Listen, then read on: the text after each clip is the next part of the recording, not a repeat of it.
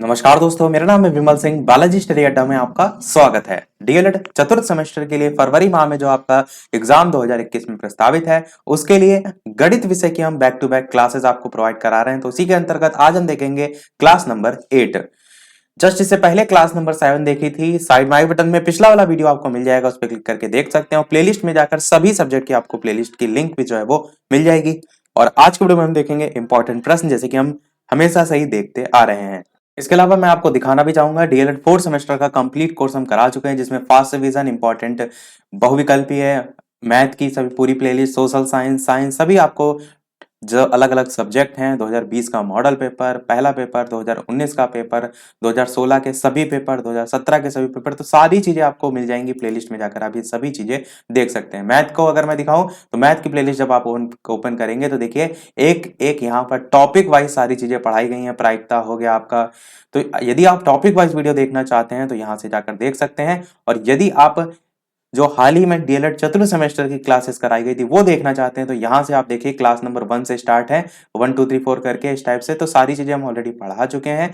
फिर से हमने एक जो अभी शाम के 8 बजे चल रही है, इसमें फिर से जो है स्टार्ट की है ये क्लास नंबर 1 से। तो पिछली क्लासेस भी देखिए, अभी वाली भी देखिए, और सब मिक्स फॉर्म देखते हुए बेहतर से बेहतर तैयारी कीजिए। तो चलिए शुरू करते हैं हम आज का अपना वीडियो। और वीडियो शुरू करने से पहले हम आपको सिलेबस भी दिखा देते हैं कि ये सारी चीजें हम इकाई 1 से 11 तक देख चुके हैं। इकाई 12 13 14 15 भी देख चुके हैं। समलम वगैरह हमने पिछले वाले वीडियो में देखा था। आज के वीडियो में हम पहले तो पिछले वीडियो में जो प्रश्न पूछा गया था वो देखेंगे और उस पर बेस्ड क्वेश्चन भी देखेंगे। और साथ ही साथ यहाँ पर जो आप देख पा रहे हैं, वृत्त की परिधि और व्यास, वृत्त का क्षेत्रफल, यहाँ ये जो पोर्शन है इसको भी हम जो है वो टच करेंगे। तो चलिए स्टार्ट करते हैं हम आज का जो पिछले वाली वीडियो में प्रश्न पूछा था उसके सॉल्यूशन से। तो प्रश्न मैंने पूछा था कि दो अंकों की एक संख्या के अंकों का योग 12 है। यदि उस संख्या में से 36 घटा दिया जाए तो संख्या के अंकों का स्थान बदल जाता है और संख्या ज्ञात करनी है। किसी ने कमेंट करके ये भी कहा था कि इस टाइप के कुछ और भी प्रश्न करा दीजिएगा। तो आज मैं क्या करूंगा, लगभग 3 से 4 तक प्रश्न इस टाइप के आपको करा दूंगा। मतलब सेम ऐसे ही नहीं होंगे, अलग अलग टाइप के होंगे, पर इसी टाइप से होंगे, क्योंकि मैंने देखा है प्रीवियस ईयर में हर साल यहां से एक ना एक प्रश्न पूछा ही जाता है। तो चलिए देखते हैं इसका सॉल्यूशन। मैंने क्या कहा था कि जब भी आपसे दो अंकों को लेकर बात की जाए तो आप संख्या मानते हैं। मैंने पिछले वाले वीडियो में बताया था। तो आप क्या कहेंगे, माना दो अंकों की जो संख्या होती है वो आप क्या मानते हैं, तो आपकी संख्या हो जाएगी 10x प्लस वाई। इस चीज को लेकर मैंने समझाया था कि जो 10 से गुणा किया जाता है ये आपका 10 में दहाई में होता है, इसीलिए 10x हो जाता है। और इकाई आपका y है यहाँ पर, तो 10x प्लस वाई ये आपकी टोटल संख्या बनती है। ये आपकी संख्या हो गई। तो दो अंकों की एक संख्या के अंकों का योग आपको 12 जो है वो दे रखा है। और ये भी लिखा है कि यदि उसमें से 36 घटा दिया जाए तो हम एक एक जो यहाँ पर लाइन है उसी को लेकर समीकरण जो है वो बना देते हैं। तो दो अंकों की संख्या है 10x प्लस वाई। और हम ऐसा करते हैं कि जो दूसरी वाली शर्त दे रखी है पहले उसको लिख देते हैं ताकि आपको और अच्छे से समझ में आए। ये क्या करते हैं, इसको रफ करके जो दूसरी वाली शर्त लिखी ना इसमें कि यदि उस संख्या में से 36 जो है वो घटा दीजिए, इसको हम पहले करने के बजाय पहले ये लिखा है कि दो संख्याओं की संख्याओं, तो आप कहेंगे एक संख्या आपकी x है, दूसरी संख्या आपकी y है, इसका योग आपका प्रश्न में 12 दे रखा है। इसको मान लीजिए आप समीकरण 2, क्योंकि ये आप नॉर्मल समझ जाएंगे। अब आप ये सोच सकते हैं कि यहाँ पर जो दो अंकों की एक संख्या दे रखी है, आपने तो ये मानी है 10x प्लस वाई, तो आपने x प्लस वाई को ही क्यों जो है वो जोड़ के फॉर्म में लिखा, इसको क्यों नहीं लिखा। तो ये जो x प्लस वाई, यहाँ 10x प्लस वाई लिखा है, इसमें जो y है यही तो आपका इकाई दहाई के तौर पर हमने माना है। पर जब पूरी संख्या बनती है तब वो 10x प्लस वाई के फॉर्म में होती है। पर प्रश्न में आपसे कह रहा है कि दो अंकों की संख्या के अंकों का योग 12 है ना, तो अंक तो आपके x और y हैं, तो इसीलिए इसको हमने इस तरीके से लिखा है।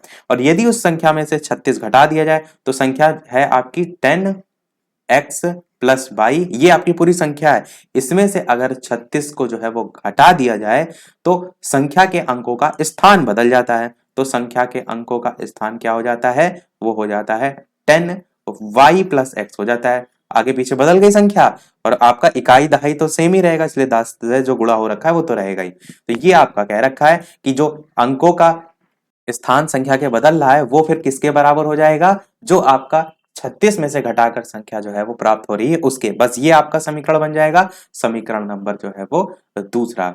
अब एक समीकरण नहीं, अच्छा उसको दूसरा माना था हमने, ये आपका समीकरण नंबर पहला। अब हम क्या करेंगे, इन दोनों समीकरण को सॉल्व करेंगे। जिसमें हम क्या करते हैं, समीकरण एक को और आगे सॉल्व करते हैं ताकि x प्लस वाई की एक वैल्यू दे रखी है। अगर हम इसी का जो अल्टरनेट है x माइनस वाई निकाल लें तो दोनों समीकरण को आप इस टाइप से सॉल्व करके x y का मान निकाल सकते हैं। तो आप क्या करिए, 10y प्लस एक्स को ऐसे ही लिखिए, यहां पर 10x प्लस जो y दे रखा है ये आएगा बराबर के इधर, तो ये हो जाएगा माइनस का 10x और ये हो जाएगा माइनस का y, और जो -36 है इसको बराबर के उधर ही रहने दीजिए, तो माइनस का 36 जो है वो उधर ही रहा है। अब यहाँ पर 10y है, यहाँ पर माइनस का 1y है, तो एक घट जाएगा तो कितना बचेगा आपके पास, आपके पास बचेगा 9y। फिर यहाँ पर माइनस का 10x है और यहाँ पर प्लस का x है, x का जो वैल्यू है वो ज्यादा है इसलिए माइनस में मान आएगा और कितना आएगा 9x आएगा, और ये किसके बराबर होगा, -36 के जो है वो बराबर होगा। अब 9 इधर भी है, 9 इधर भी, मैंने पिछले भी वीडियो में इस टाइप का क्वेश्चन कराया था कि जब दोनों में तो आप 9 कॉमन ले सकते हैं और y माइनस एक्स लिख लीजिए या इसी को x माइनस वाई के फॉर्म में भी लिख लीजिए, क्योंकि x तो आपको ऑलरेडी यहाँ पर माइनस में दे रखा है। तो आप ये भी कर लीजिए ना कि इधर -36 दे रखा है तो आप कॉमन लीजिए तो साथ में माइनस को भी कॉमन ले लीजिए। अगर आप -9 पूरा पूरा कॉमन लेते हैं तब क्या होगा, यहाँ पर अंदर के जो चिन्ह है वो भी पलट जाएंगे, तो x प्लस वाई हो जाएगा और बराबर माइनस का 36। इस माइनस से इस माइनस को आप काट देंगे और x प्लस वाई की वैल्यू आपको 36 प्राप्त हो जाएगी। अब केवल 36 नहीं, क्योंकि 36 के साथ साथ ये 9 भी तो लिखा है, ये तो 9 भी तो बट्टे में आएगा, तो 36/9 आप करेंगे, 9 एकम 9, 9 4 जा 36 होता है ना, तो आपका x माइनस वाई की वैल्यू कितनी आ जाएगी, आपको 4 जो है वो प्राप्त हो जाएगी। ये मैंने कुछ किया नहीं, केवल चीजें समझाई हैं, केवल इस समीकरण को सॉल्व करके आपको यहाँ तक पहुंचना था। अब हमने x प्लस वाई का मान 12 पता है, x माइनस वाई का मान पता है, मैंने वही कहा था पिछले वाले वीडियो में कि आप क्या करिए, समीकरण को जोड़ना है या घटाना है इस आधार पर देखिए कि x या y में से कोई एक वैल्यू आपकी कट जाए। अब यहाँ पर प्लस का y है, यहाँ पर माइनस का y है, तो आप जोड़ लीजिए ताकि नीचे के चिन्ह ना बदले, अगर घटाएंगे तो नीचे के चिन्ह बदल जाएंगे। वैसे यहाँ पर x भी है तो ऐसा कोई नहीं दिक्कत है, घटाने पर भी x x कट जाएगा, पर जब plus y minus y already है तो आप जोड़ लीजिए, तो यहाँ पर 2x हो जाएगा, इस प्लस वाई से माइनस वाई कट जाएगा, बराबर 12 4 होता है आपका 16। तो x का मान कितना निकल कर आएगा, 2 एकम 2, 2 अट्ठे 16, तो x की वैल्यू आपकी आ जाएगी 8। इतनी चीज आपको समझ में आई होगी। अब इस x की वैल्यू आप क्या करेंगे, जो समीकरण 1 था इसमें रख लीजिए या तो समीकरण नंबर 2 में रख लीजिए। अब देखिए समीकरण 1 तो इतना बड़ा था तो आप इसमें रखेंगे तो वो तो बेकार ही होगा, और ज्यादा आपको सॉल्व करना पड़ेगा। y आपका इतना छोटा था, यानी कि समीकरण नंबर 2 इतना छोटा था, x प्लस वाई बराबर 12, तो यहाँ पर आप x की वैल्यू रखेंगे तो 8 प्लस वाई बराबर 12 होगा, और जब आप y की वैल्यू निकालेंगे तो 8 उधर जाएगा तो y की वैल्यू 4 आपको प्राप्त हो जाएगी यहाँ से, और x की वैल्यू 8 प्राप्त हो जाएगी। आपसे प्रश्न में कह रहा था संख्या ज्ञात कीजिए, तो केवल x और y की वैल्यू निकाल कर ही प्रश्न को छोड़कर मत चले आइएगा। प्रश्न में संख्या पूछी गई है तो आपने संख्या क्या मानी थी, 2 अंकों की 10x प्लस वाई मानी थी, तो यहाँ पर अब आप वैल्यू पुट करेंगे 10 इंटू एक्स की वैल्यू कितनी है, तो x की वैल्यू 8 है तो 10 इंटू 8, और प्लस y की वैल्यू 4 है तो प्लस 4, 10 8 जा होता है 80, और 80 में आप 4 जोड़ेंगे तो 84 जो है आपकी संख्या जो है वो हो जाएगी। बिल्कुल आपका 84 होगा। अब आपके मन में अगर थोड़ा भी डाउट होगी सही है कि नहीं, तो आप जो प्रश्न में शर्त दे रखी है उसको इसी पर रख के देख लीजिए। कह रहा था कि 2 अंकों की एक संख्या के अंकों का योग 12 है, तो देखिए 8 और 4 12 होता है, 84 संख्या आई ना, तो 8 और 4 12 होता है, बिल्कुल सही है। आगे भी कह रही है यदि इस संख्या में से 36 घटा दें, तो अगर आप 84 में से 36 घटाएंगे तो आपका कितना प्राप्त होगा, 14 में से 6 जाएगा तो 6 बचेगा, नहीं 8 बचेगा, और उधर आपका जो हासिल जाएगा उसको घटाने के बाद 4 आएगा, तो 4 और 8 48 आएगा। अब देखिए कह रहा है कि 36 घटाने पर संख्या के अंकों का स्थान बदल जाता है, तो क्या आ रहा है 48 आ रहा है, तो देखिए पलट गई, संख्या भी पलट गई। 8 पहले था 4 बाद में था, जब घटाया 36 तो 4 बार पहले आ गया 8 बाद में आ गया, तो पूरी शर्त भी इस पर लागू हो रहा है, तो यही आपका आंसर हो जाएगा। उम्मीद करते हैं आप समझ गए होंगे, और नहीं समझे तो बिल्कुल मत घबराइएगा, सेम ऐसे ही प्रश्न हम अगला भी देखेंगे। बस आपका पूरा कंसेप्ट यहां से क्लियर होना चाहिए, इसीलिए हम इस टाइप के अभी आगे हम और भी प्रश्न देखेंगे, क्योंकि थोड़ा सा इस टाइप का प्रश्न कठिन होता है। कुछ लोग कल के कमेंट में कह भी रहे थे कि इस टाइप के और प्रश्न करा दीजिएगा। तो प्रश्न आपका देखते हैं अगला, कि तो प्रश्न आपका बहुत अच्छा है कि 2 अंकों वाली संख्या में 18 जोड़ने पर वो जो संख्या है उसके अंक आपस में बदल जाते हैं तो अंकों का गुणनफल 8 है, संख्या ज्ञात कीजिए। जैसे ही मैंने ये प्रश्न पढ़ा तुरंत आप कॉपी पेन उठाइए और इसको लगाना शुरू कर दीजिए। जब तक मैं यहाँ पर समझाऊंगा उससे पहले अगर आपने लगा लिया है तो इससे पहले जो भी हमने प्रश्न समझा समझ लीजिए कि आपको समझ में आ गया, और यदि कोई आएगा इस टाइप का प्रश्न तो आप कर ले जाएंगे। तो मैं आपको धीरे धीरे समझा रहा हूं, आप स्पीड में लगाइए। देखिए सबसे पहले आप क्या कहेंगे कि माना इकाई का अंक बराबर क्या होगा, तो आप कहेंगे x हो जाएगा। माना दहाई का अंक आपका बराबर क्या हो जाएगा, y हो जाएगा। संख्या मैंने आपको बताई क्या बनती है, तो आप कहेंगे संख्या बनती है 10x+y। तो 10x+y रट कर नहीं जाना है, जो आप इकाई का अंक मानेंगे, जो दहाई का अंक मानेंगे, उसके आधार पर संख्या आपको लेनी होगी। अगर आपने दहाई यहाँ पर y माना है तो दहाई के साथ ही तो y को गुणा करेंगे, तब तो आपकी संख्या 10y+x हो जाएगी। इसीलिए मैंने जानबूझ के आपकी अपोजिट माना है कि ऐसा ना आप करिएगा कि रट के गए हैं 10x+y संख्या होती है और लिख के चले आए और वहां इकाई दहाई कुछ और ही मान के आए।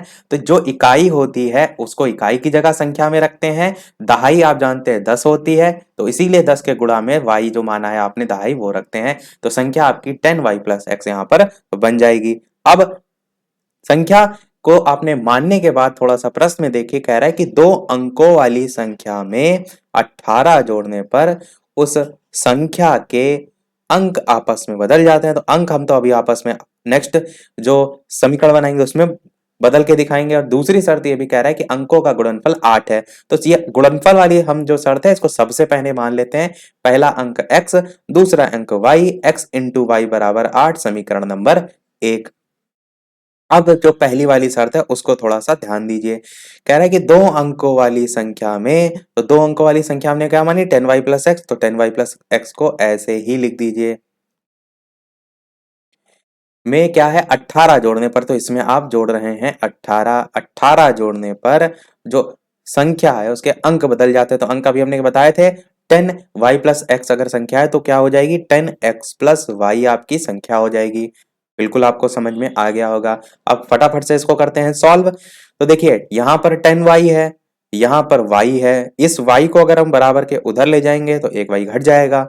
या एक और तरीका आप अपना सकते हैं कि x की भी वैल्यू उधर दे रखी है, तो हम क्या करते हैं x y के फॉर्म में ही आप बनाते हैं अपना जो समीकरण होता है। तो हम ऐसा करते हैं कि जो 10x का मान दे रखा है इसको हम लेकर आते हैं x के साइड, यानी 10x में से x घटेगा तो आपका बचेगा 9x, और प्लस का चिन्ह नहीं होगा क्योंकि यहां पर y आपका एक है और यहां पर 10y है। इस 10y को अगर आप उधर ले जाएंगे तो आपका एक माइनस का 10y हो जाएगा, और माइनस के 10y में से अगर प्लस का y घटाएंगे तो आपका माइनस का 9y आएगा। फिर आपका प्रश्न में कह रहा है 18, तो 18 को आप उधर ही रखे रहने दीजिए, तो बराबर 18। तो आपने कुछ नहीं किया, बस केवल संख्याओं को इधर से उधर किया है। अब 9 इधर भी है, 9 इधर भी है, 9 कॉमन ले सकते हैं, बिल्कुल ले सकते हैं। तो नए समीकरण में आप क्या कीजिए कि 9 जो है इसको कॉमन लीजिए, x माइनस वाई आपका बचेगा और बराबर हो जाएगा 18। 9 से अगर आप काटेंगे तो 9 दूना 18 होता है, यानी x माइनस वाई की वैल्यू आपको 2 जो है वो प्राप्त हो जाएगी। इतना आपको समझ में आ गया होगा। अब जो x माइनस वाई बराबर 2 आया है इसको हम मान लेते हैं समीकरण नंबर दूसरा, क्योंकि समीकरण एक हम ऊपर मान चुके थे। अब समीकरण जो एक था इससे हम मान निकालते हैं x या y में से किसी का भी। तो x इंटू वाई बराबर अगर 2 है तो x की वैल्यू क्या होगी, तो आप कहेंगे 8 के बटे में आपका y चला जाएगा, बिल्कुल चला जाएगा।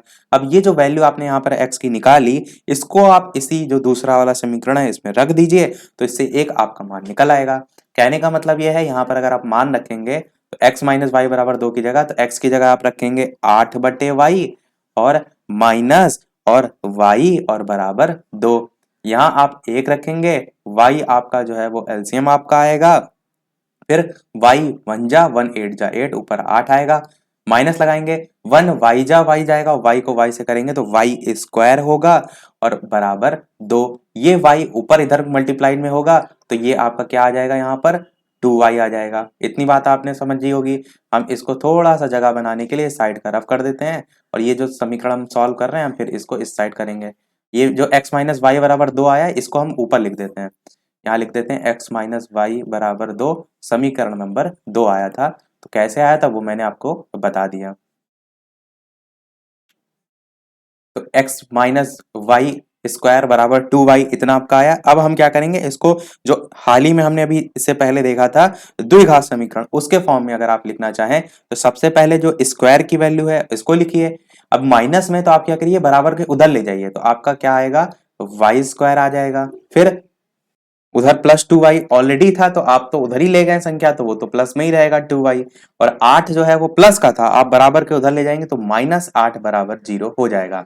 अब ये आपका वही हो गया जो मैंने गुणनखंड सिखाया था कि पहले और आखिरी को आप इस प्रकार से गुणा कीजिए। 8 आ रहा है यहाँ पर, तो बीच वाले को इस प्रकार से ब्रेक कीजिए कि गुणा करने पर 8 है और जोड़ने घटाने पर 2y के बराबर है। तो आप इसे कैसे ब्रेक करेंगे, तो आप क्या करेंगे, वाई स्क्वायर को जो है आप ऐसे ही रखेंगे, प्लस का चिन्ह लगाएंगे, और ये जो 2y है इसे आप 4y में से अगर 2y घटाइए, 4 2 8 होता है ना, तो 4y माइनस 2y के फॉर्म में लिख सकते हैं। और -8 को आप ऐसे ही लिखे रहने दीजिए, और बराबर 0 आपका ऑलरेडी चल रहा था। अब यहां से आप देखिए y आप कॉमन ले सकते हैं, तो अंदर क्या बचेगा, y प्लस 4 बचेगा। यहां पर आप प्लस लाना चाहते हैं ना अंदर, तो माइनस का आप कॉमन लीजिए 2, और बचेगा क्या, y माइनस 4 बराबर 0। तो पहले आपका आया y माइनस 2, अलग कर लीजिए इसको y माइनस 2 को, और दोबारा आपका आया y माइनस 4, तो y माइनस 4 को अलग कर लीजिए।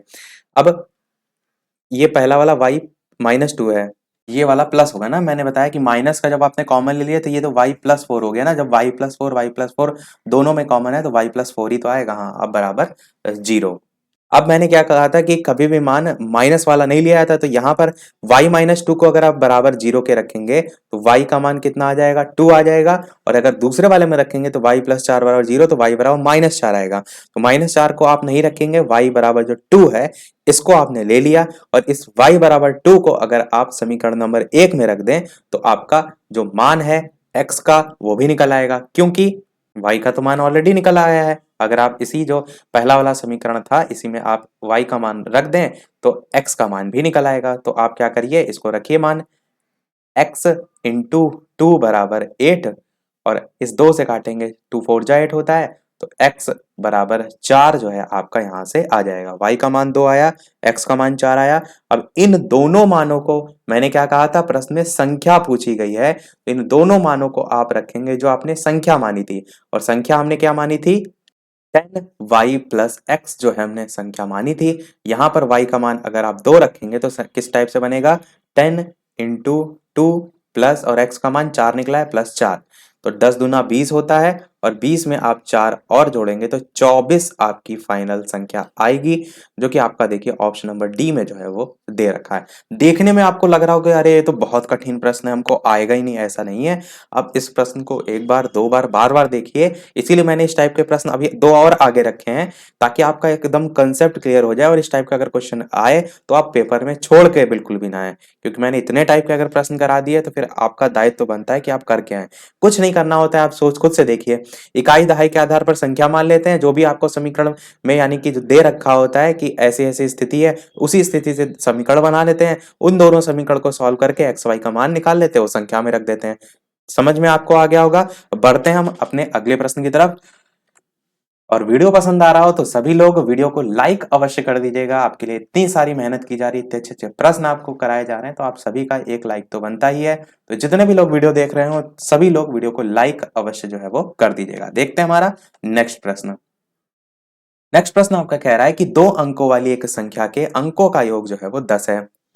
जब अंक आपस में बदल दिए जाते हैं तो संख्या 36 जो है वो कम हो जाती है, तो बदली हुई संख्या बताना है। तो सबसे पहले आपकी संख्या क्या हो जाएगी, बिल्कुल संख्या आपकी हो जाएगी 10x प्लस वाई। अब हम वापस से वही मान रहे हैं जैसे हम मानते थे, वो तो मैंने आपको समझाने के लिए आगे पीछे कर दिया था कि आप इस चीज को समझें। तो संख्या आपने ये मान ली, लिखना होगा एक चीज का ये ध्यान रखिएगा कि माना संख्या बराबर 10x प्लस वाई। अब प्रश्न आपका कह रहा है कि 2 अंकों वाली जो एक संख्या है उसके अंकों का योग 10 है, तो यानी योग का मतलब है संख्या x और संख्या y, इन दोनों का योग प्रश्न में कितना दे रखा है, 10 दे रखा है। और ये समीकरण आप क्या कह लेंगे, समीकरण 1 मान लेंगे, क्योंकि इससे और कोई वैल्यू नहीं जुड़ी हुई है। आगे लिखा है कि जब अंक आपस में बदल दिए जाते हैं तो संख्या 36 कम हो जाती है। अब अंक परिवर्तित करने पर संख्या आपकी क्या हो जाएगी, तो आप लिख भी सकते हैं कि अंक परिवर्तित पर जो है आपकी संख्या का मान हो जाएगा 10y प्लस एक्स, जैसा कि अभी तक हम देख के आ रहे थे। अब जो संख्या आपकी परिवर्तित हो गई, लिखा है ना कि जब अंक आपस में बदल जाते हैं तो संख्या 36 कम हो जाती है। तो संख्या आपकी थी 10x प्लस वाई, तो आप लिखिए 10x प्लस वाई, ठीक है। और जो बाद में परिवर्तित हुई है वो आपकी है 10y प्लस एक्स। और कह रहा है, इस चीज को ध्यान से बहुत समझिएगा कि जब अंक आपस में बदल दिए जाते हैं, यानी वह बदल दिए गए तो संख्या ये बन गई, तो संख्या 36 कम हो जाती है, यानी कि पहले से 36 वो कम हो रही है। तो आप इसको कैसे लिखेंगे एक समीकरण के फॉर्म में कि अगर पहले वाली संख्या जो थी उसमें बाद वाली संख्या को घटा दिया जाए तो आपका मान 36 के बराबर होगा। बस यही एक की पॉइंट है। अगर इसको आपने समझ लिया और इसी टाइप से जैसा भी प्रश्न है, अगर आपने ये समीकरण सही बनाया तो कभी आपका प्रश्न गलत नहीं होगा। और जिसको ना समझ में आया उसके लिए मैं सबसे अच्छा तरीका बताता हूं आपको। क्या करना है कि संख्या को अपने आप से एज्यूम कर लेनी है। जैसे मैंने मान लिया थोड़ी देर के लिए इस प्रश्न को हटकर कि संख्या जो है मेरे पास थी 21 थी, मान लिया मैंने एक संख्या थी 21। प्रश्न में कह रहा है जब अंक आपस में बदल जाते हैं तो 21 का क्या हो जाएगा, अंक बदलने पर 12 हो जाएगा। संख्या में नहीं मालूम है सर, वो तो हमने एज्यूम की है, पर मैं आपको समझाने के लिए बता रहा हूं। तो अंक आपस में बदल जाते हैं तो संख्या कह रहा है 36 कम हो जाती है। तो ये 36 जितनी भी संख्या कम हो रही होगी ये इनका डिफरेंस ही तो होगा। 21 में से 12 आप घटाएंगे तो 9 ही तो होगा। यानी अगर आपको इसे एक समीकरण के तौर पर लिखना हो तो आप क्या कहेंगे कि 21 में से अगर आप 12 घटा दें तो आपका 9 के बराबर होगा। तो ये 21 ही तो वो संख्या है जो पहले थी, ये 12 वही तो संख्या है जो संख्या के अंक पलटने के बाद आया, और ये 9 वही तो संख्या है जितना वो कम हुई जा रही है पहले से। पहले 21 थी, पलटने के बाद जितना कम हुई जा रही, वही तो प्रश्न में 36 दे रखा है। तो इसीलिए हमने इसको इस आधार पर लिखा है। उम्मीद करते हैं अब आपको समझ में आ गया होगा। कभी ना समझ में आए तो इसी प्रकार से संख्या अपने आप से एज्यूम कर लीजिए और इसको कर लीजिए। अब इसको हम सॉल्व करते हैं। तो इसे आप सॉल्व करेंगे तो 10x को ऐसे ही रखे रहने दीजिए, प्लस y को ऐसे ही रखे रहने दीजिए। यहाँ माइनस लगा है, मैंने पहले बताया था माइनस जब खुलता है तो ब्रैकेट के चिन्ह अंदर बदल जाते हैं। तो यहाँ पर 10y होगा और यहाँ पर माइनस का x होगा और ये बराबर हो जाएगा 36 के। यहाँ पर 10x प्लस में है, यहाँ पर माइनस x है तो घट जाएगा 10x में से एक x, तो आपका कितना बचेगा 9x जो है वो बचेगा। यहाँ पर प्लस का y है और यहाँ पर देखिए 10y है माइनस का, वो भी तो माइनस का 10y ज्यादा है, तो यहां पर जो बचेगा वो माइनस का 9y बचेगा और बराबर कितना होगा, बराबर होगा 36 के। 9 यहां भी है, 9 यहां भी है, कॉमन ले लेंगे तो बाहर 9 निकल आएगा। इसको इसी स्टेप में हम करके दिखा देते हैं। 9 यहां पर कॉमन आ जाएगा और इस 9 से आप 36 को काटेंगे तो 9 4 जा 36 होता है, यानी x माइनस वाई की वैल्यू आपको 4 यहां से प्राप्त हो गई। समीकरण 1 में ऑलरेडी हमको प्राप्त थी x प्लस वाई की वैल्यू, ये हमने समीकरण 2 से निकाला x माइनस वाई की वैल्यू, और समीकरण 1 में x प्लस वाई की वैल्यू हमें 10 पहले से ही पता थी। अब दोनों मान आपको पता चल गए, अब तो आप आसानी से कर लेंगे। तो वही तरीका समीकरण 1 और समीकरण 2 को आप जोड़ लीजिए। थोड़ा सा अच्छा है, इसको हम थोड़ा सा और इस तरफ लिख देते हैं ताकि आपको दिखाई दे। समीकरण 1 था आपका x प्लस वाई बराबर 10, और समीकरण y हमने अभी निकाला x माइनस वाई बराबर 4। दोनों समीकरण को अगर आप जोड़ेंगे तो ये हो जाएगा आपका 2x, प्लस वाई से माइनस वाई कट जाएगा और 10 में 4 जोड़ेंगे तो आपका 14 आएगा। 2x की वैल्यू अगर 14 है तो x की वैल्यू कितनी हो जाएगी, तो आप कहेंगे x की वैल्यू 7 हो जाएगी। 7 दूनी 14 होता है, तो x की वैल्यू यहाँ से आपकी क्या निकल कर आ गई, 7 निकल कर आ गई। अब x की वैल्यू 7 पता है तो इसका मान आप पहले या दूसरे किसी समीकरण में रख देंगे तो x यानी 7 प्लस वाई बराबर 10 होगा, और y बराबर 10 में से 7 घट जाएगा तो y की वैल्यू भी यहाँ से 3 जो है वो निकल के आ जाएगी। अब x y दोनों आपको पता चल गई। अब आपको क्या प्रश्न में निकालना है, संख्या निकालनी है, और संख्या आपने क्या मानी थी 10x प्लस वाई मानी थी, तो इसको यहीं नीचे ही लिख लेते हैं। 10 इंटू एक्स की वैल्यू कितनी है 7 है, और प्लस वाई की वैल्यू कितनी है 3 है, तो 10 गुणे 7 कितना होता है 70 होता है, और उसमें 3 जोड़ेंगे तो आपका 73 यानी कि 73 आपका ऑप्शन बी वाला दे रखा है, बिल्कुल सही हो जाएगा। परंतु यहीं आप गलती कर देंगे। देखिए मैंने जानबूझ के ये गलती की कि आपको और अच्छे से समझ आ सकूं। प्रश्न में पूछ रहा था बदली हुई संख्या बताइए, और यहां पर तो हमने संख्या में मान रखा है। बदली हुई संख्या थी 10y प्लस एक्स, तो 10y प्लस एक्स के आधार पर मान रखेंगे ना आप। तो जरूर जब हमेशा ध्यान दीजिएगा प्रश्न में क्या पूछा गया है। प्रश्न में पूछा गया था बदली हुई संख्या, तो बदली हुई संख्या तो 10 इंटू वाई है। y का मान तो आपका 3 है और x का मान तो आपका 7 है, तो 10 इंटू 3 प्लस 7 होगा, और 10 3 30 प्लस 7 37 आपका आंसर होगा। यानी आपका ऑप्शन सी वाला बिल्कुल सही होगा। ध्यान दीजिएगा, इतनी छोटी सी बात से आपकी पूरी इतनी मेहनत जो है खराब हो सकती थी अगर आपने प्रश्न में इतनी छोटी सी चीज को ध्यान नहीं दिया होगा। तो सी वाला आपका ऑप्शन सही हो जाएगा। देखते हैं हम इसी टाइप का एक और प्रश्न, और ये हमारा इस टाइप का लास्ट प्रश्न होगा। इसके बाद जो मैंने स्टार्टिंग में टॉपिक बताया था उसको हम देखेंगे कुछ, तो इसको और कर लेते हैं तो आपका पूरा कंसेप्ट इस प्रश्न से संबंधित क्लियर हो जाएगा। प्रश्न आपका है कि दो अंकों की संख्या तथा अंकों के स्थान आपस में बदलने पर बनी नई संख्या का अंतर 45 दे रखा है, तो दोनों अंकों के बीच का अंतर आपको बताना है। बहुत ही बढ़िया तरीके से प्रश्न को लिखा है। तो देखिए, तो ये प्रश्न आपका और ज्यादा इजी है। कैसे? इकाई का अंक आप क्या मान लीजिए, इकाई का अंक मान लीजिए y, चलिए कुछ भी मान लेते हैं, कोई फर्क नहीं पड़ता है। दहाई का अंक मान लेते हैं हम x। अब संख्या आपकी इससे क्या बनेगी, तो संख्या आपकी इससे बनेगी 10x प्लस वाई। बस एक चीज का ध्यान रखिएगा कि जो भी आपने दहाई पर अंक माना है उसके गुणनफल में 10 आपको यहाँ पर रखना होगा। अब प्रश्न कह रहा है कि दो अंकों की संख्या तथा अंकों के स्थान आपस में बदलने पर क्या होता है, नई संख्या का अंतर 45 है। यानी जो संख्या थी वो थी 10x प्लस वाई, और जो बाद वाली संख्या है वो है माइनस, घटाएंगे उसमें से 10y प्लस एक्स, और इसका अंतर कितना है, 45 है। सीधे सीधे आपको यही तो दे रखा है, और यही चीज तो अभी मैंने समझाई थी, तो आप इसे आसानी से सॉल्व कर सकते हैं। और इसमें कोई शर्त भी नहीं लिखा है, इसमें यही लिखा है कि दोनों अंकों के बीच का अंतर ज्ञात कीजिए। तो अंतर क्या, आप इसको सॉल्व करते तो आपको वैसे ही समीकरण निकल के आता है x minus y, x plus y के फॉर्म में। तो इसको आप करिए 10x प्लस वाई, यहाँ माइनस, अंदर जब ब्रैकेट खोलेगा तो 10y यहाँ रहेगा पर ये माइनस का चिन्ह हो जाएगा, और बराबर का 45। यहाँ पर 10x है, यहाँ पर माइनस x है, घटेगा तो कितना हो जाएगा आपका, माइनस का नहीं होगा, प्लस का ही रहेगा, 9x आपका हो जाएगा। ये प्लस y है, इधर माइनस का 10y है, तो ये माइनस का 9y हो जाएगा, और बराबर आपका 45 हो जाएगा। अब इसको आप और आगे सॉल्व करेंगे तो 9 कॉमन लेंगे, और x माइनस वाई बराबर आपका 45/9 आएगा। 9 5 जा 45 होता है, तो x माइनस वाई की वैल्यू आपकी 5 आ जाएगी। और ये जो x है ये पहली संख्या है, y दूसरी संख्या है। तो 5 जो अंतर प्रश्न में पूछा गया था ना दोनों अंकों के बीच, पहली संख्या दूसरी का मतलब है इकाई दहाई की लेकर मैं कह रहा हूं, क्योंकि एक्स वाई हमने वही मानी थी, तो इसका अंतर यहाँ पर आंसर ही आपका 5 हो जाएगा। तो इसमें और कुछ दे ही नहीं रखा था, तो आसानी से आप डायरेक्ट ही इस प्रश्न को कर सकते थे। तो वृत्त की हमने बात की थी, वृत्त की ही बात जो है वो करते हैं। सबसे पहले बात करते हैं वृत्त के बारे में कि उसके कौन से जो सूत्र हैं जहां से प्रश्न पूछे जाते हैं। तो दो सूत्र आपके सबसे प्रमुख, एक आपका क्षेत्रफल का और एक आपका परिधि का। अब देखिए क्षेत्रफल का सूत्र क्या होता है, तो आप कहेंगे पाई आर स्क्वायर होता है, और परिधि का सूत्र होता है 2 पाई आर। वृत्त आप सभी ने जान देखा होगा, ये वृत्त इस टाइप से गोल आपका आकार का होता है। तो ये आकृति जो है आपकी जो एकदम गोल आकार की होती है, इसमें आपका जो सेंटर पॉइंट पे बिंदु होता है जिसको आधार लेकर ये गोला बनाया गया है, ये आपका होता है केंद्र। और ये जो आउटर एरिया आप देख पा रहे हैं, इसी को ही हम क्या कहते हैं, परिधि के नाम से जानते हैं। ये जो सबसे बाहर वाला एरिया हो जाएगा वो परिधि हो जाएगी। क्षेत्रफल तो आप समझ ही रहे हैं। और एक और चीज समझिए, जो सूत्र यहाँ पर आर की वैल्यू ले रखा है ना, पाई आर स्क्वायर, तो ये आर क्या है, तो आर आपकी त्रिज्या है। आर क्या है, आपकी त्रिज्या है।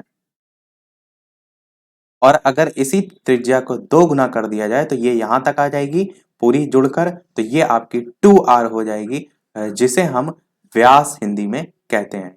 इंग्लिश में डायमीटर, हिंदी में ही आप पढ़ रहे हैं तो व्यास ध्यान रखिएगा, इसका दुगना होता है। कई बार प्रश्न में व्यास दे रखा होता है और आपको क्या करना होता है, क्षेत्रफल बताना होता है। तो सबसे पहले उस व्यास को आप आधा करके त्रिज्या निकालते हैं, फिर आप क्षेत्रफल के सूत्र में मान रख के आंसर जो है वो निकालते हैं। तो ये आपका क्या हो जाएगा, व्यास हो जाएगा जब पूरे की बात की गई हो 2r।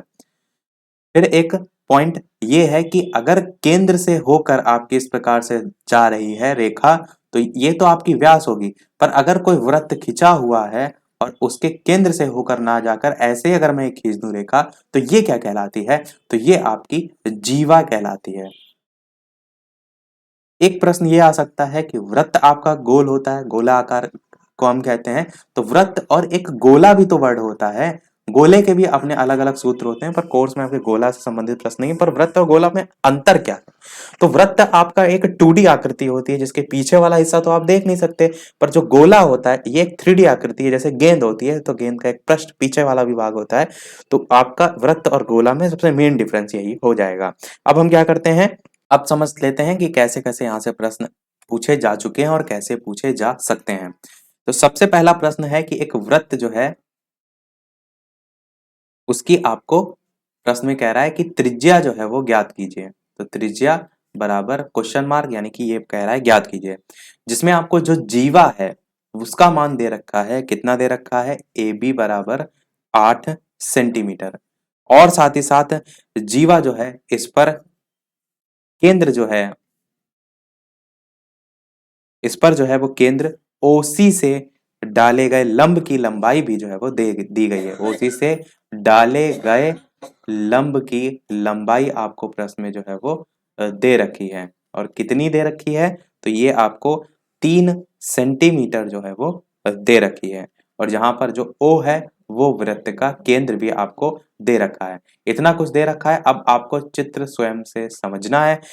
मोस्टली क्वेश्चन में आप देखेंगे जो चित्र होते हैं वो बनकर नहीं आते, ऐसे लिखा रहता है स्टेटमेंट, और आपको खुद चित्र बनाकर समझना होता है। पर डीएलएड में अगर आप देखेंगे यहाँ से प्रश्न आया है तो कई बार चित्र बना भी होता है, पर हम चित्र को खुद बनाकर समझते हैं। तो सबसे पहले एक बना लेते हैं वृत्त। वृत्त में अगर बात करें तो ये हो गया आपका केंद्र।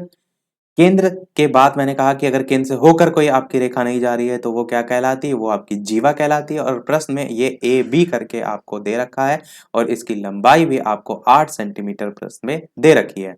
दूसरी चीज ये भी कही जा रही है कि केंद्र ओ सी से, तो ये आपका केंद्र से डाला जा रहा है लंब, और क्या है? ओ सी से, जहां पर ओ वृत्त का केंद्र दे रखा है, तो जहां पर लंब पड़ रहा है ये आपका क्या हो जाएगा? ये आपका सी हो जाएगा। तो ओ सी जो है इससे डाले गए लंब की लंबाई कितनी है? तो ये आपको प्रश्न में 3 सेंटीमीटर ऑलरेडी दे रखी है। अब आपसे क्या पूछा गया? आपसे पूछा यह गया है, जो मैंने स्टार्टिंग में लिखा था कि वृत्त की त्रिज्या जो है आपको बतानी है। तो मैंने क्या कहा कि जब व्यास की बात की जाए और त्रिज्या आपको निकालनी है, यानी व्यास व्यास दे रखा, त्रिज्या निकालनी है, तो आधा कर लेते हैं। तो सेम यही कंडीशन ये होती है कि जीवा पर डाला गया जो लंब होता है वो जीवा को 2 बराबर भागों में विभाजित करता है। अगर पूरे की वैल्यू आपको 8 दे रखी है तो इधर की 4 इधर की 4 4 हो जाएगी, बिल्कुल हो जाएगी। तो यहां पर आप क्या कह सकते हैं कि जो AC है उसकी वैल्यू जो है आपको 4 सेंटीमीटर पता चल गई। और साथ ही साथ आपको जो CB है या BC भी कह सकते हैं, BC जो है इसकी वैल्यू आपको कितनी? 4 सेंटीमीटर जो है वो पता चल गई। वैसे क्रम आपका CB का ही क्रम है, तो चलिए इसको CB लिख लेते हैं, फिर बाद में आप ऐसा ना हो कंफ्यूज हो, क्योंकि इधर से हम चल रहे हैं ना, तो AC की 4 और CB की भी 4। फिर अगर बात करें त्रिज्या की, तो त्रिज्या अब इस O जो बिंदु है, केंद्र है, उससे आप इस बाहर वाला जो वृत्त की एरिया दे रखा है, इसको आप परिधि भी कह सकते हैं, उससे अगर मिला दें रेखा को तो वो त्रिज्या हो जाएगी। तो हम ये कर सकते हैं कि इसको हम इस प्रकार से डैश डैश करके मिला देते हैं, इस साइड में मिला देते हैं। अब आप थोड़ा सा ध्यान दीजिए कि ये आपकी जो वैल्यू है नीचे वाली, ये हमने 4 निकाल ली। प्रश्न में ये जो लंब है वो ऑलरेडी दे रखा है, और डैश डैश करके जो हमने मिलाया ये हमने त्रिज्या जो है वो मिला दिया। तो ये आपका एक समकोण त्रिभुज तो बन गया, क्योंकि केंद्र से जब लंब डाला जा रहा है तो 2 बराबर भागों में तो बांटता ही है, साथ ही ये समकोण भी बनाता है। समकोण होने पर क्या होता है? यहाँ पर पाइथागोरस प्रमेय लगेगी, जहां पर ये आपकी जो है वो कर्ण हो जाएगी। ये आपका लंब दे ही रखा है या आधार दे ही रखा है, तो अब पाइथागोरस प्रमेय से कर्ण आप निकाल सकते हैं। तो लंब का स्क्वायर कितना होगा? 3 का स्क्वायर होगा, और आधार का स्क्वायर मतलब 4 का स्क्वायर होगा, और कर्ण का स्क्वायर मतलब O और B या OA कुछ भी आप मान सकते हैं। तो ये जो है आपका होगा 3 का स्क्वायर 9, 4 का स्क्वायर 16, और OA स्क्वायर बराबर आपका 9 प्लस 16, 16 में 9 जोड़ेंगे तो 25 आएगा। तो OA की वैल्यू यहां से क्या आ जाएगी? तो ये कर्ण की वैल्यू आपकी 5 जो है वो सेंटीमीटर, ये सब में लिख लीजिएगा, सेंटीमीटर जो है वो आ जाएगी। ये भी पता चल गई आपको। और यही तो आपकी आर थी, यही तो त्रिज्या हमने मानी थी। तो आप क्या कहेंगे? अतः वृत्त की त्रिज्या जो है वो r बराबर 5 सेंटीमीटर, चाहे वो आप ओ ए कह लीजिए चाहे वो ओ बी कह लीजिए। वैसे आपको यदि चित्र बनाना हो तो आप एक ही साइड में ये लाइन खींचिएगा, जैसे आप ओ ए उधर बना रहे हैं तो इसको ना मिलाइए, तो इससे ऐसा ना हो कि आप दोनों तरफ दिखाना चाह रहे हैं, त्रिज्या तो एक ही साइड बनाएंगे तो ओ ए की तरफ डैश डैश मिला दीजिए और ओ ए को लेकर ही आप लिख दीजिए। तो मैंने समझाने के लिए इधर भी जोड़ के दिखा दिया था, समझ गए होंगे। देखते हैं नेक्स्ट प्रश्न। नेक्स्ट प्रश्न की बात करते हैं। प्रश्न दे रखा है कि किसी वृत्त का व्यास आपको जो है वो दे रखा है और कितना दे रखा है 142.8 सेंटीमीटर। तो इससे डायरेक्ट आपसे त्रिज्या पूछी जाएगी। इस टाइप के क्वेश्चन कभी कभार बहुत रेयर के ऐसे इतने सरल क्वेश्चन से पूछे नहीं जाते हैं। तो आपसे किसमें पूछा जा सकता है, जो बहुविकल्पीय सेक्शन है या फिर अति लघु, एक नंबर में, इससे ऊपर नहीं जाएगा। तो आप क्या करेंगे, मैंने कहा कि डी बराबर 2r होता है, यानी जो डायमीटर होता है, व्यास होता है, वो 2 गुणे त्रिज्या के बराबर होता है। तो इसका जस्ट आप आधा कर देंगे तो 71.4 सेंटीमीटर आपकी आर का मान जो है वो आ जाएगा।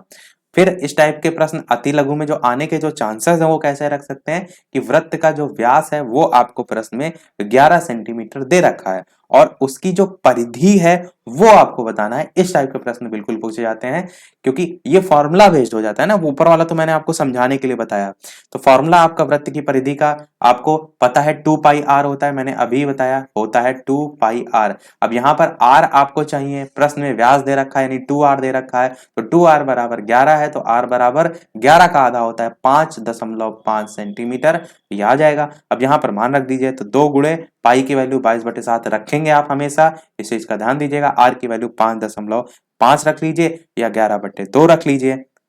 अच्छा, एक चीज का और ध्यान दीजिए, क्या कि यहाँ पर जो 2r है वृत्त की परिधि में वो तो ऑलरेडी ही है, तो आप चाहें तो ना भी घटाएं यानी ना भी आधा करें इसका, क्योंकि वृत्त की परिधि का सूत्र को थोड़ा सा अगर ध्यान दीजिए तो क्या लिखा हुआ है, पाई गुणे 2 इंटू आर, यानी क्या लिख सकते हैं इसी को, पाई गुणे व्यास भी तो लिख सकते हैं। अगर आप चाहें तो आप ना त्रिज्या निकाल कर डायरेक्ट भी व्यास रख दीजिए, यानी 22/7 गुणे डायरेक्ट आप 11 लिख दीजिए तो वो उससे भी आपका आंसर निकल आएगा। 22/7 के अलावा 3.14 भी आपकी पाई की वैल्यू होती है। तो अगर आप 22/7 के फॉर्म में नहीं रखना चाह रहे हैं तो दशमलव में रख के भी इसको सॉल्व कर सकते हैं। तो आप समझ गए होंगे बेसिक टर्मिनोलॉजी।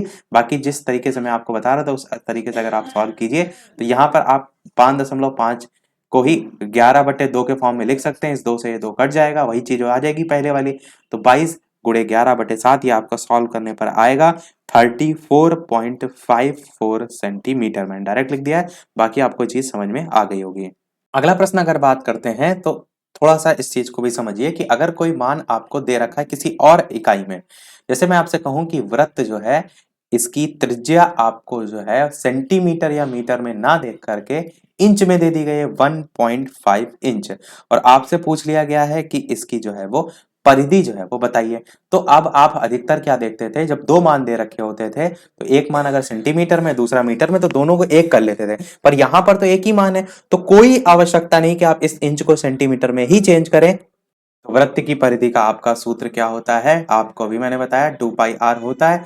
तो आप यहाँ पर जो आर है उसकी जगह क्या रखेंगे, जो दे रखा है मान, यानी कि 2 गुणे 22/7 और गुणे आपका 1.5 और इंच में एज इट इज रख दीजिए।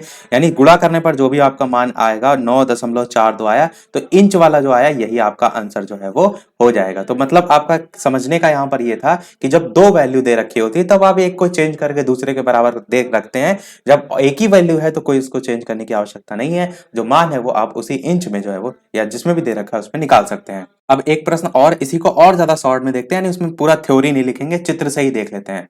जैसे ये आपका जो है वो पूरा दे रखा है वृत्त। अब इस वृत्त में आपसे प्रश्न में कहा जा रहा है कि ये वृत्त का केंद्र है। प्रश्न में कह रहा है कि किसी वृत्त में 16 सेंटीमीटर लंबी जीवा, क्या कह रहा है, ये 16 सेंटीमीटर आपकी लंबी जो है वो जीवा है। जीवा मैंने बताया केंद्र से नहीं जाएगी, ठीक है। इस पर केंद्र से डाला जा रहा है लंब, जो कि हमने अभी बताया था, और ये लंब जो है इसकी लंबाई 6 सेंटीमीटर आपको प्रश्न में दे रखी है। और प्रश्न में जो है आपसे वृत्त का व्यास जो है वो पूछा गया है। तो व्यास यानी कि 2r जो है वो पूछा गया है, इसकी वैल्यू कितनी होगी, इस टाइप से। अब आप क्या करेंगे, वही चीज मैंने कहा था कि इसको आप इस प्रकार से जोड़ देंगे, त्रिज्या निकालेंगे पाइथागोरस प्रमेय से।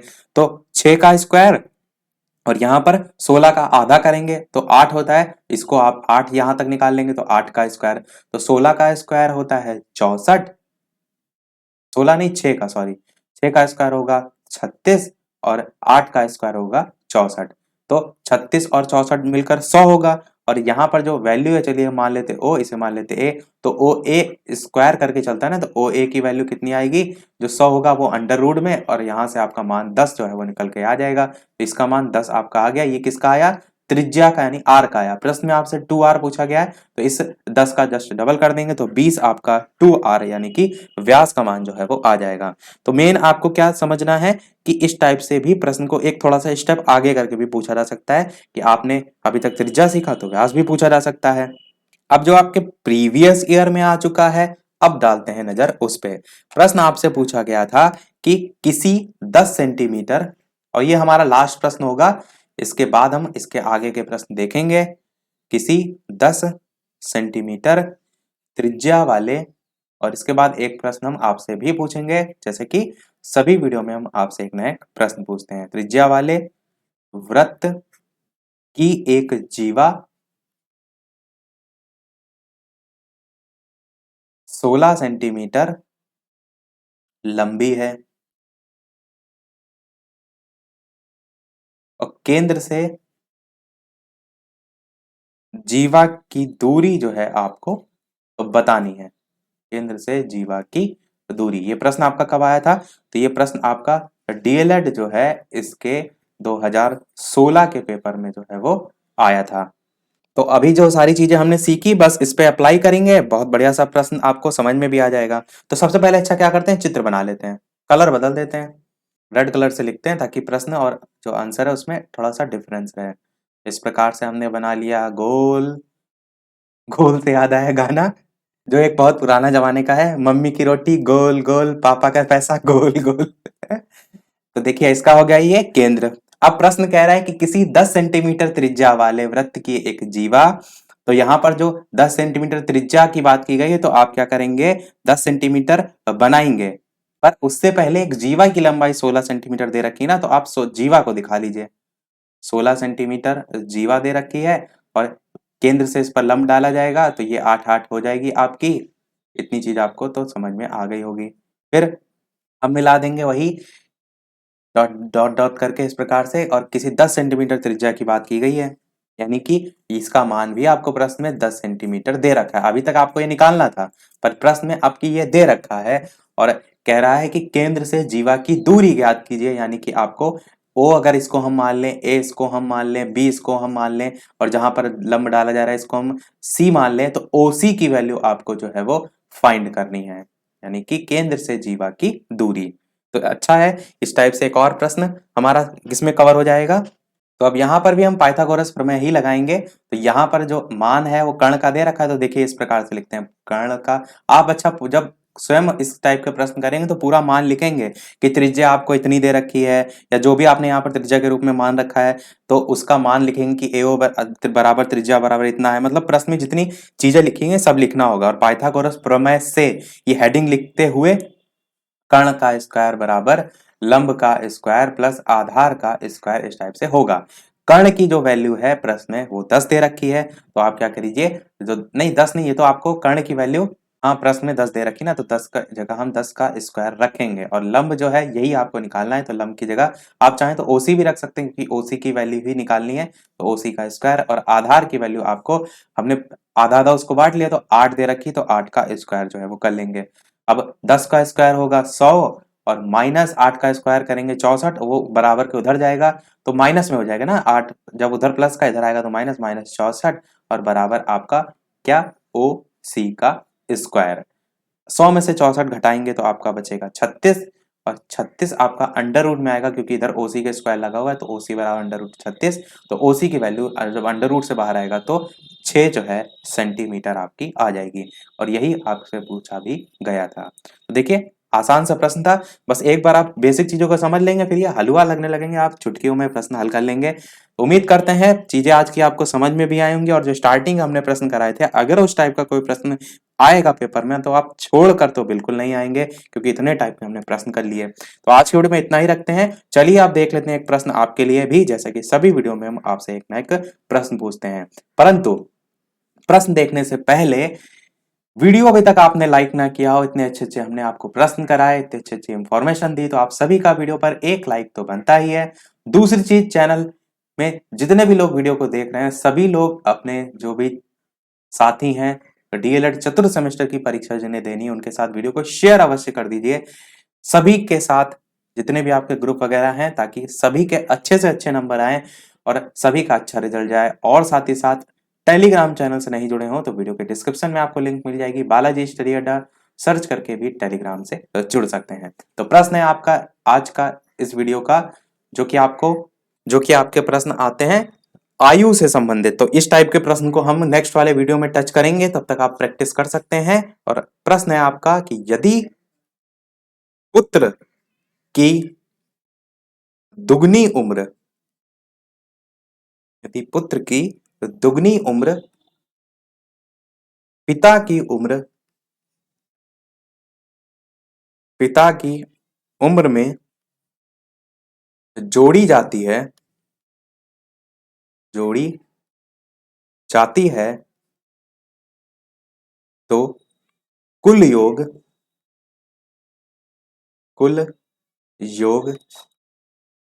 56 जो है वो आता है। किंतु यदि पिता की दुगनी उम्र पुत्र में जोड़ी जाती है दुगनी उम्र पुत्र में जोड़ी जाती है तो योग आपका 82 आता है। तो आपको क्या बताना है, आपको पिता और पुत्र दोनों की ही जो है वो आयु जो है वो बतानी है। एक प्रश्न ये हो गया, और एक प्रश्न हम आपसे और पूछ रहे हैं। क्यों? क्योंकि आप ज्यादा से ज्यादा प्रैक्टिस करें, इसलिए आपसे दो प्रश्न हम पूछ रहे हैं, दोनों को ही हम देखेंगे नेक्स्ट वाले वीडियो में। दूसरा प्रश्न आपके लिए है कि पिता और पुत्र की आयु का अनुपात आपको प्रश्न में दे रखा है। आपको क्या करना है, आपको दोनों लगाने हैं, दोनों में से जो भी आपके पास सॉल्यूशन आए, अगर दोनों आ जाते तो बहुत अच्छी बात है, अगर एक आता है तो एक का ही आंसर बताइए और वीडियो के मेन कमेंट में बताइएगा। पहला वाला थोड़ा सा टफ है सेकंड वाले के कंपैरिजन में, तो एक हमने इजी भी रखा है, एक आपका थोड़ा सा टफ भी रखा है। तो सेकंड वाला इजी है, सेकंड वाला तो उम्मीद करते हैं कि प्रत्येक छात्र का आंसर आएगा। तो जितने भी लोग वीडियो देख रहे हैं सभी लोग प्रैक्टिस कीजिए, इसको सॉल्व करने की कोशिश कीजिए और वीडियो के मेन कमेंट में जो है वो आंसर बताइएगा। तो पिता की आयु बताइए। प्रश्न पढ़ देते हैं एक बार आपके लिए। प्रश्न आपसे पूछा गया है कि पहला, कि यदि पुत्र की दुगनी उम्र जो है वो पिता की उम्र में जोड़ी जाती है तो कुल योग 56 जो है वो आता है, किंतु यदि पिता की दुगनी उम्र पुत्र में जोड़ी जाती है तो योग आपका जो है वो 82 जो है वो आता है। तो आपको प्रश्न में पूछा गया है पिता और पुत्र की आयु जो है वो ज्ञात कीजिए।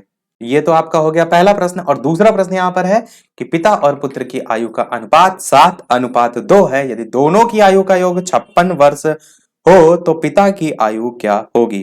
तो ये दो प्रश्न हैं जिसको आपको सॉल्व करके वीडियो के मेन कमेंट में टाइप करके आंसर बताना है। तो आज के वीडियो में इतना ही, फिर रखते हैं, मिलते हैं अगले वीडियो में कुछ नए प्रश्नों के साथ। वीडियो की लाइव टाइमिंग भी मैं बता देता हूं जिनको नहीं पता है। जो ये वीडियो आप देख रहे हैं मैथ का, इसकी लाइव टाइमिंग है शाम के 8 बजे की, और साथ ही साथ एक और लाइव टाइमिंग है जो कि है सुबह के 11 बजे की, जिसमें हम क्या देख रहे हैं सुबह के 11 बजे में इस समय सोशल साइंस 4 वीडियो में पूरा कोर्स करा रहे हैं। इसके 2 वीडियो अभी तक हो चुके हैं। साइंस का हम पूरा कोर्स 3 वीडियो में ऑलरेडी करा चुके हैं, नहीं देखा है तो वीडियो में जाकर प्लेलिस्ट में जाकर आप देख सकते हैं। तो फिर मिलते हैं अगले वीडियो में एक नए टॉपिक के साथ, तब तक के लिए नमस्कार, थैंक यू फॉर वॉचिंग।